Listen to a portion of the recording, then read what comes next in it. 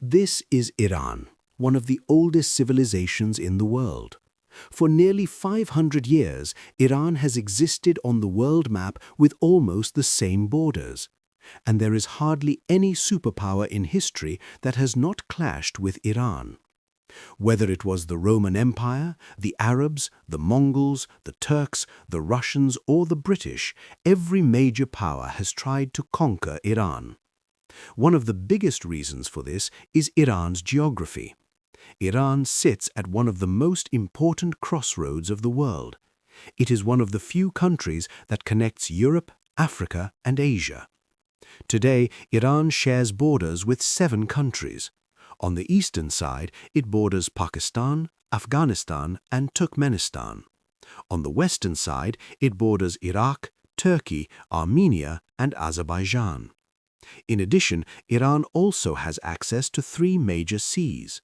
To the north lies the Caspian Sea, and to the south are the Persian Gulf and the Gulf of Oman. On Iran's southern side lies one of the most important and dangerous strategic points in the world, the Strait of Hormuz. Nearly 20% of the world's oil and gas supply passes through this narrow waterway. Near the Strait of Hormuz are 7 islands that have been under Iranian control since 1970. Before that, they were controlled by the United Arab Emirates. Similarly, in the Caspian Sea, the Ashurade Island is also under Iranian control. For the past 40 years, Iran has been a major headache for the Western world. But the real question is, why has no Western country been able to attack and conquer Iran, even with powerful militaries and strong economies? The reason is simple. Every country knows that a direct attack on Iran could backfire badly. One of the biggest factors that makes Iran so difficult to conquer is its geography. Let's first understand Iran's geography. On the southern and western sides of Iran lies the Zagros Mountains. This mountain range stretches from Iran's coastline all the way to Iraq and up toward Turkey. It provides Iran with powerful natural protection. The terrain is extremely rocky and difficult to cross. These mountains played a major role during the Iran-Iraq War in 1980. When Saddam Hussein launched an attack on Iran, the plan was to capture the oil-rich region of Khuzestan and then move deeper into Iranian cities to crush the Iranian Revolution. Many Arab countries supported Iraq because they feared the Iranian Revolution might spread to their own nations. However, Iraqi forces struggled to move beyond Khuzestan for nearly 2 years. Despite repeated attempts, they could not cross the Zagros Mountains and capture Iran. Eventually, Iranian forces pushed Iraqi troops back into Iraq. But Iran also faced logistical problems. While Iraqi forces could easily receive supplies from nearby cities, Iranian forces had difficulty receiving supplies because their major cities and depots were located on the other side of the mountains. That is why the war lasted 8 years and ended without any territorial changes. Similarly, on Iran's northern side lies the Alborz Mountains along the Caspian Sea, which provide additional protection. These mountains are not only a defensive barrier, but also rich in natural resources. They contain uranium, silver, gold, and zinc. In fact, Iran has some of the world's largest zinc reserves. Then, in the 20th century, Iran's geography became even more important when huge oil and gas reserves were discovered near the Persian Gulf. Today, Iran holds about 10% of the world's oil reserves and 15% of the world's natural gas reserves. Another factor that protects Iran is its 2,500-kilometer coastline divided between 2 seas. The port city of Bandar Abbas, Iran's largest seaport, is located just 70 kilometers from the Strait of Hormuz. This narrow strait gives Iran enormous geopolitical leverage. If Iran were to block it with its navy, the global economy could face severe disruption. Nearly 15% of the world's energy supply passes through this point towards Asia and Europe. Even if an invading force somehow crossed Iran's mountains and coastline, they would face another massive barrier, the Dasht el-Lut and Kavir deserts.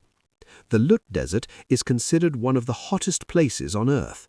In 2005, temperatures reached nearly 70 degrees Celsius, making military operations extremely difficult. However, geography is not the only reason Iran is powerful. Another major factor is its geopolitical strategy. Iran has a population of around 90 million people, and about 95% are Shia Muslims. Ethnically, about 62% are Persian, 16% Azeri, 10% Kurdish, and the remaining 12% include Baloch, Lur, Arab, and Turkic groups. Before the 1979 Iranian Revolution, Iran was a relatively liberal country and a strong ally of the United States. In fact, the US even supplied military jets to Iran at that time. But everything changed after Ayatollah Ruhollah Khomeini came to power. Interestingly, before 1979, Iran also had good relations with Israel. Iran was actually the second Muslim-majority country to recognize Israel in 1948. But after the revolution, Iran openly supported the Palestinian cause and declared Israel its #1 enemy. Iran cut diplomatic ties with Israel, cancelled flights, and converted the Israeli embassy in Tehran to a Palestinian embassy. As a result, Iran's relations with the United States also deteriorated. At the same time, many Arab states became worried that Iran's revolutionary ideology might spread to their own nations. In 1980, many of these Arab states supported Saddam Hussein's attack on Iran. Iran soon realized that to survive, it needed to expand its influence beyond its borders. So, Iran began supporting groups that opposed Israel. These groups include Hamas in Palestine, Hezbollah in Lebanon, the Fatimiyon Brigade in Syria, al-Badr forces in Iraq, and the Houthi Movement in Yemen.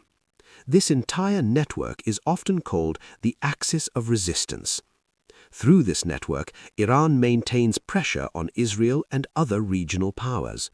For example, when Israel launched operations in Gaza, Hezbollah fired missiles from Lebanon, and the Houthis targeted ships in the Red Sea with drones. Iran's proxy warfare strategy has made it extremely dangerous.